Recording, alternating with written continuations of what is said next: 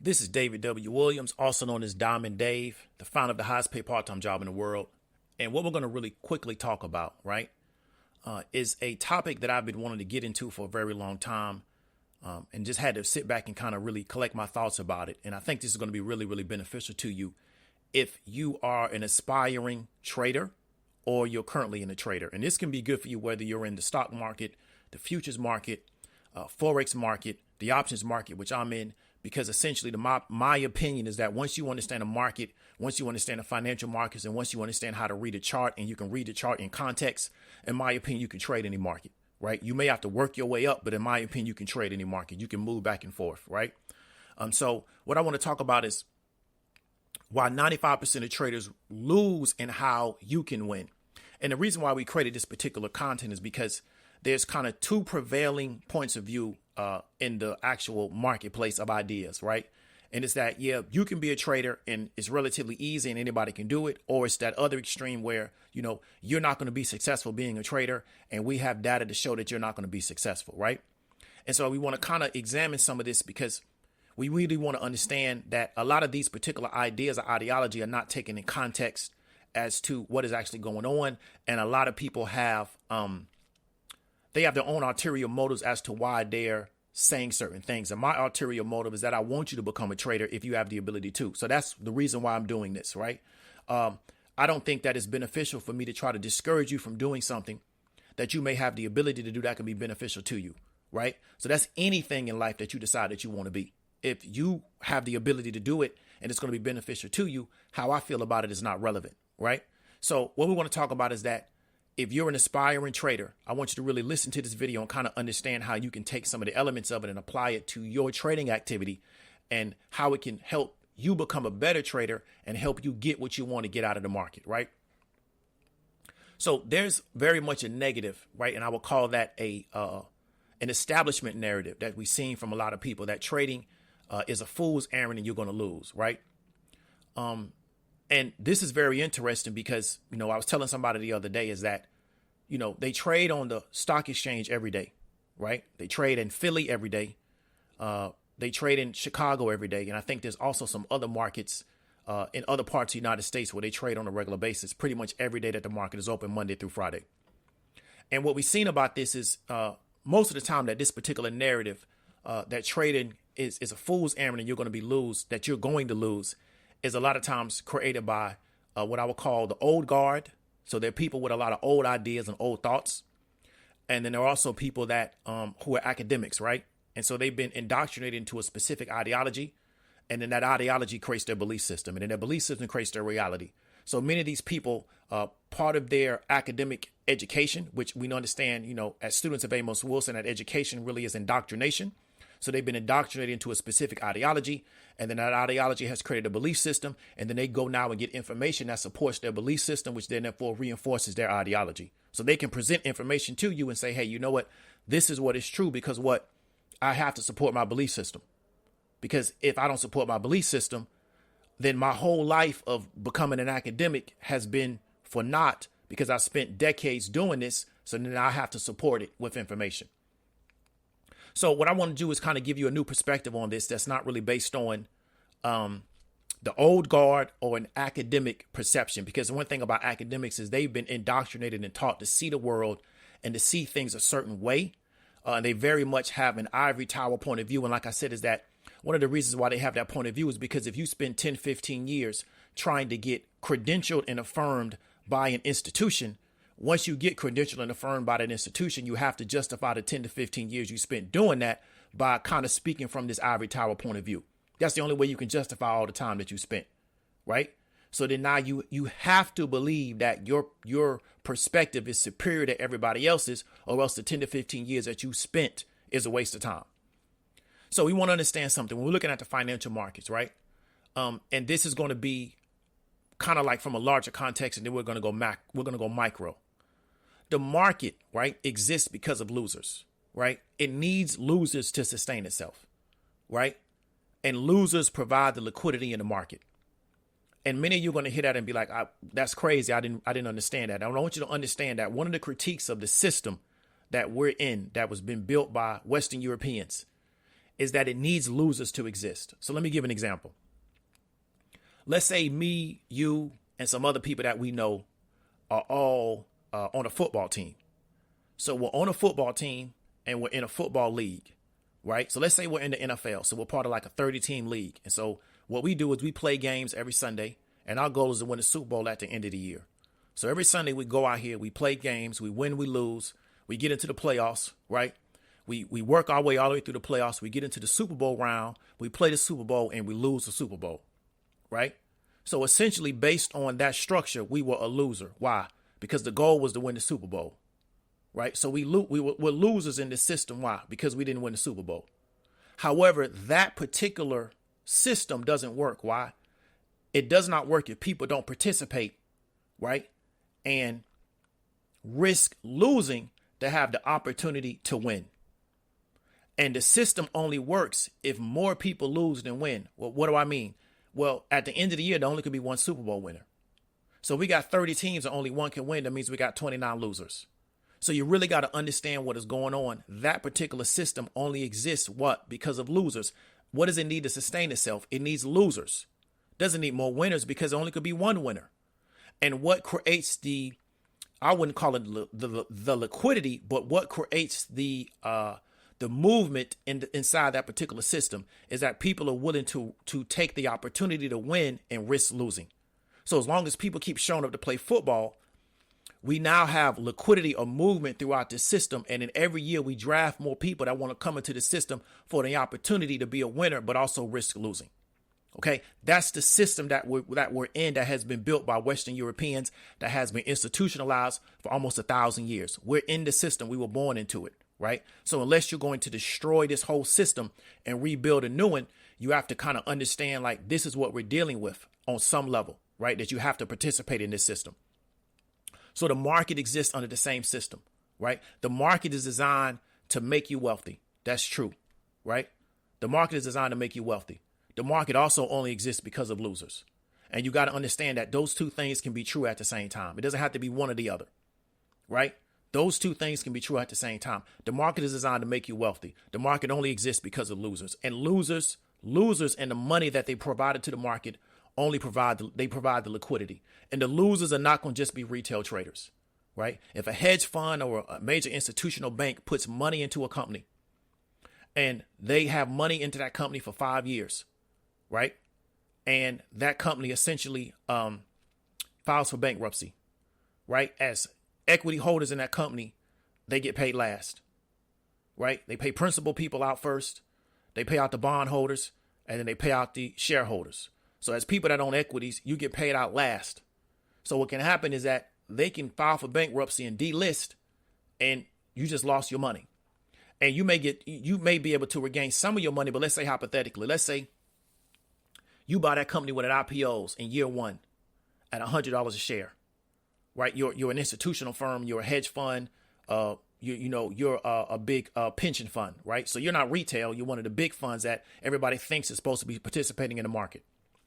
So you buy in at this company XYZ at $100 a share when they IPO. Over the next 5 years, that $100 a share goes to, let's say, 30. You never sell. So let's say hypothetically they file for bankruptcy and you get out. Well, if you still have lost $70, so you was a loser, because you lost money in that deal, right? But you help provide the liquidity for the market, which is part of what your job is. So losers provide the liquidity. Everybody can't win in every deal. Everybody can't win on every investment. So what people that understand that actually invest in companies, and I'm not trying to talk down to you, but I'm trying to give you a perspective, is that as an investor, a venture capitalist, an angel investor, you may invest in 100 companies. In reality, maybe 5 of those companies might work. You want to believe that the gains from those 5 companies is going to cover the 95 that didn't work, right? Because in that particular game, it only exists because of the losers, right? You can't invest in 5 companies and assume all 5 of them are going to be Facebook. It doesn't work that way. So it's the losers, right, that are going to create the market for investing in startups, right? And they're going to create the liquidity in that particular startup investing market, right? And you're just looking for the winners. Another example, and I don't want to really beat a dead horse, but I want you to really understand this. So I'm old enough to come from the game where people still got signed by record labels, right? So record labels would sign unsigned talent. They would A&R that talent. They would develop it. They would put it out. A record label on average had, a big record label literally would have like 100, 150 people signed to a recording contract. In reality, 2 or 3 of those people are going to actually become big acts. Those 2 or 3 that became big acts, right, actually paid the bills and made the profit for everybody else on that label. So they will milk those 2 or 3 acts to death to try to get all the money they can get out of it. So in reality, what made the recording industry was the losers. The losers made the recording industry, not the winners. Because without having all those losers, you don't have an industry, right? So the industry is not Michael Jackson. The industry is everybody that never was Michael Jackson.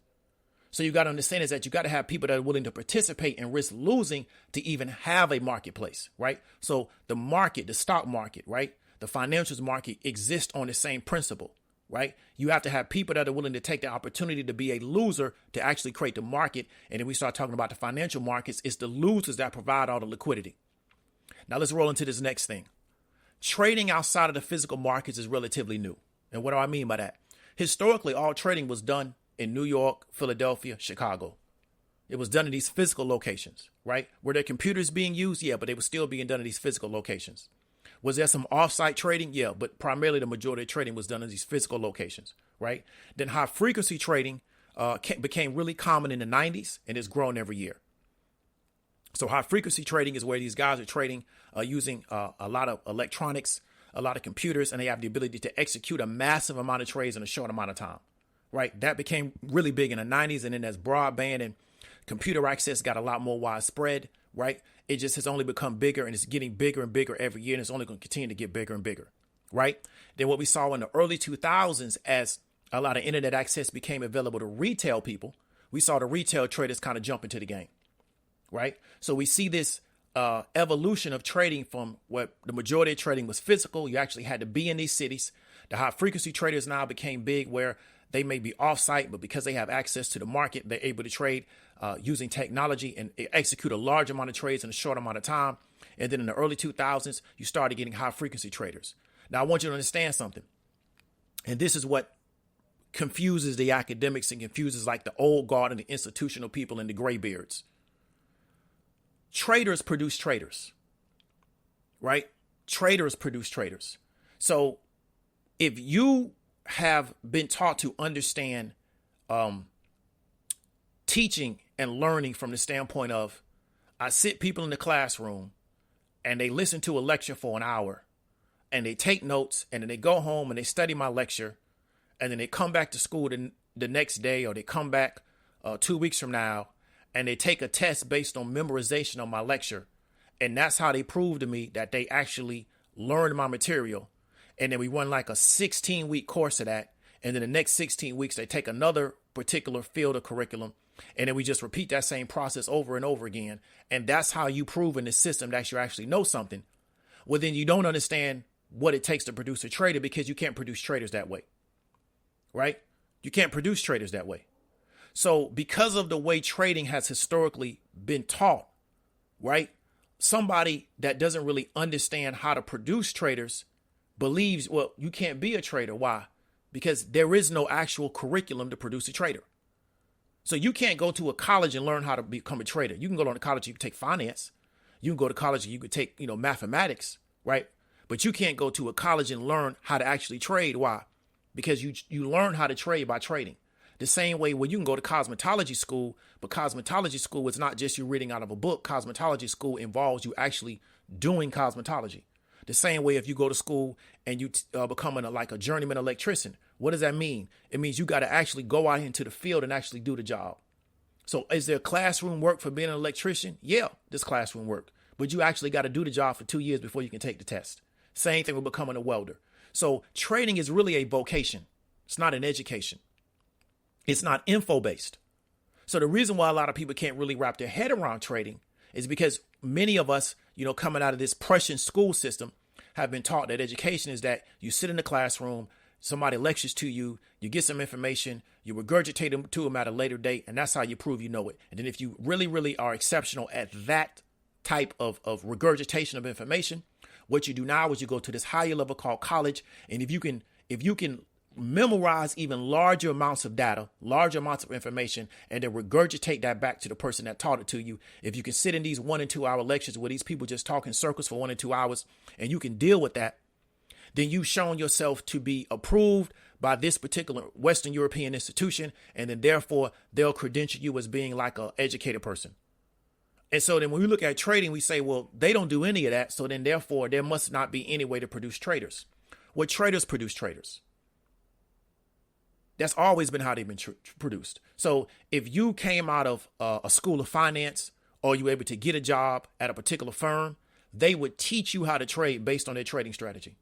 They would teach it to you. Here's how we trade. We have a proprietary way we trade, and they would teach it to you. And if you could deal with it, if you could learn it, if you could be successful with it, you could stay on. If you failed, they would run you out of there. That's how they learn it. If you were going to be a floor trader, they taught it to you the exact same way. You had to move your way up eventually to get to that particular level, but that's how they taught it. They taught it to you by doing it. There was not no classroom that you learned it in. So a lot of these people, they can't conceptualize teaching this because they don't really understand, well, how do you teach it when they can't go and find a curriculum at a college somewhere that actually teaches this, right? But let me explain something to you. I was a direct response marketer and still am a direct response marketer, even though I don't do direct response as much as I used to. There is no curriculum for direct response. They've been doing direct response inside this country for going on almost 100 years. How do you learn direct response? You learn it from another direct response marketer. How do you learn how to write sales copy? You write sales copy. There is no lecture to learn how to write sales copy. There's no college that you're going to go to where somebody with a PhD is going to lecture to you for 1 hour, 3 times a week about how to write sales copy. How do you learn how to write sales copy? You write sales copy. Then you put it out there in the market. You see how people respond to it. You get that data. You go back. You reiterate the process, or you iterate the process. You do it over and over again until you get the results that you desire. So the way that you learn how to be a direct response marketer is you learn from another direct response marketer, and essentially you accept the fact that becoming a direct response marketer is a vocation. It's not info-based. You don't need a lot of information to learn direct response. What you need to do is do direct response. That's how you get better at it. You don't need a lot of information to learn how to be a trader. What you have to do is be a trader and actually start getting involved in trading, even if it's paper trading. And that's how you're going to get better at it. More information is not going to be a solution to your problem because it's a vocation, right? It's not information based. And that's a mistake that a lot of us make because we come out of a Prussian school system that's based on information, right? And the majority of the fields that you're going to go into is how much information can you absorb and then regurgitate at a later date to show that you actually know this material. So now we've explained, where trading comes from, what trading actually is. The fact that trading is actually a vocation, right? It's something that has to be applied. It's practical. It's not academic. So as a trader, what you can't do is, sit in a room and think about trading for 12 hours and say, well, because I thought about trading for 12 hours, that means I'm a successful trader. No, you got to actually trade, right? And just because you trade don't make you a trader. Just because you're on the basketball court, don't make you a basketball player. Just because you're at the poker table, don't make you a poker player.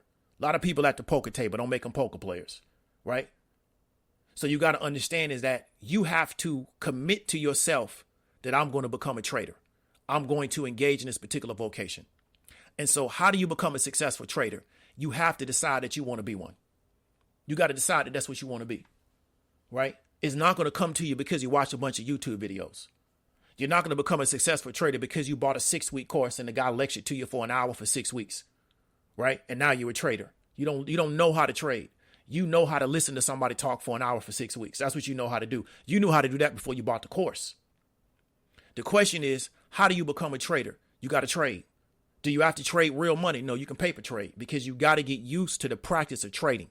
You got to get used to the ebb and flow of the market. You got to get into the market and start elbowing people and getting elbowed and understand you got to get your hands dirty. I had a marketing professor, not a marketing professor. I had a management professor back at USF tell us that you got to put your hands in the clay and you got to make something. You can't sit on the sidelines and learn how to do this. One of my biggest critiques of a lot of teams is that, I would watch teams draft players and then not play the guy. And they complain about, well, when we put the guy out there, he don't immediately turn into a big time player. And my thing is, well, you're not playing the dude. How he going to play for you if you don't play him? So if you weren't going to play him, why you drafted him? You drafted him to sit him on the bench. So that was the issue, is that players become better by playing. They don't come better by not playing.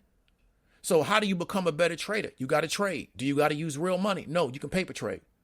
You got to learn a system and a process that works for you based on your personality, based on your budget, based on your time constraints, based on what you got going on in your life, how your life is set up. And you got to start applying that on a regular basis. And that's how you're going to get good at it. You're not going to buy somebody's course and this light's going to cut on and it's going to show you how to become this successful trader that you want to be, because it's like a key being flipped on. That's not how this works.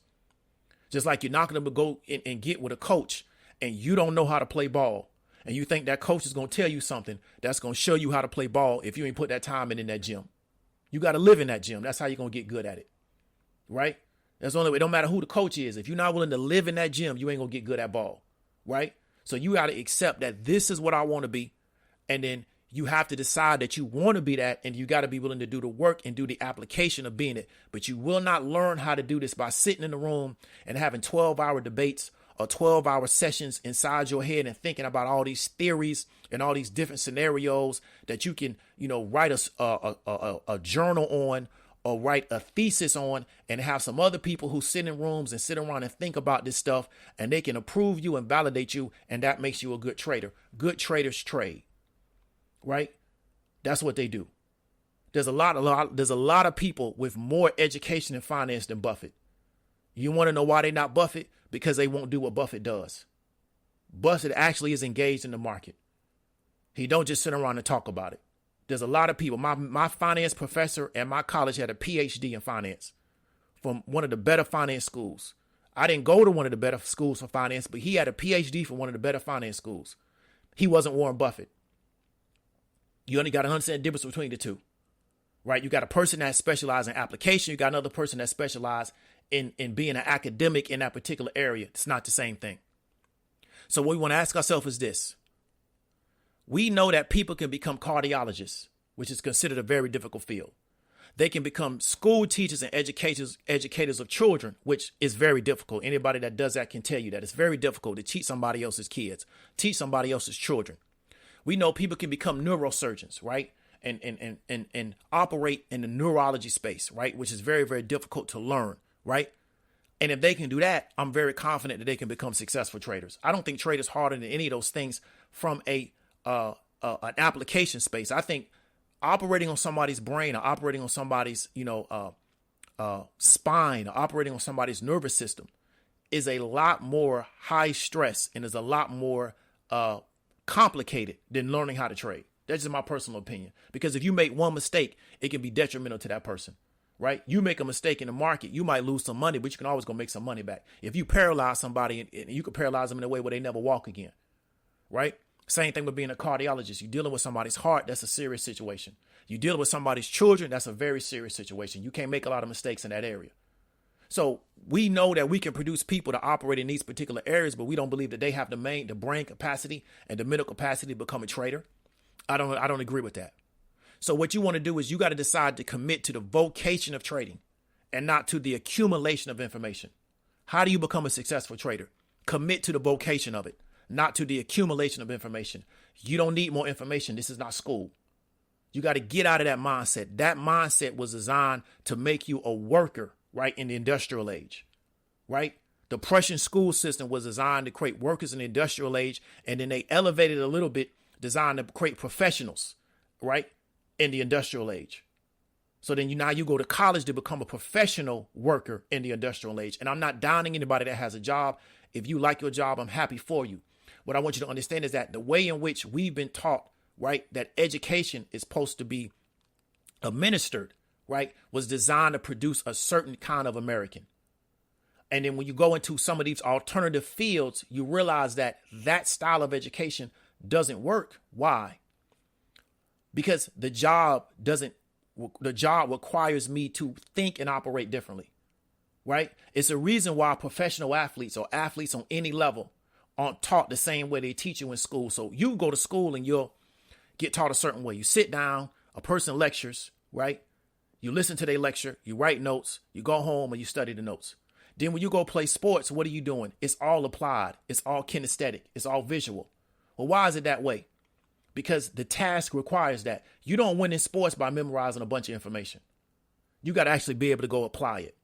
And you learn that on the Mighty Might League. You learn that on the little I forgot what you call it, the super midgets. You learn that at the little league, that you got to be able to take that information that coach is giving you and go out there on that field and apply it. If you can't do that, then it's not going to work. So just being able to memorize a playbook is not good enough. Being able to regurgitate plays is not good enough. You have to be able to actually go out here and execute the play. So that's why so much of sports is application, right? Because becoming a professional football player, becoming a professional athlete is a vocation. It's something that you have to commit to the application of, the practical side of it. So this is why so many traders, right, are not going to be successful. Is because they're going to constantly look for the next piece of information that they're not going to implement.